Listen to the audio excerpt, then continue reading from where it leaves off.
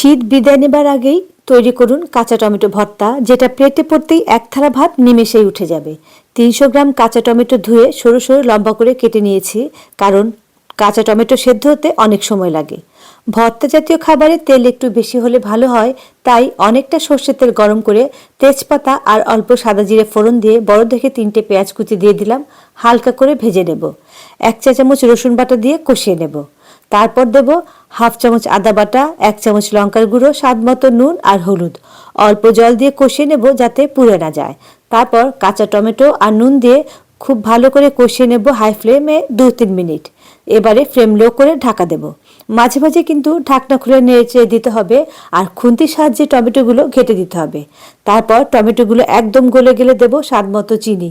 নাড়াচাড়া করতে করতে যখন টমেটো থেকে তেল বের হবে তখন নামিয়ে নিতে হবে। যদি এভাবে না খেয়ে থাকেন তবে কাঁচা টমেটো থাকতে থাকতে রান্না করে নিন এখনই।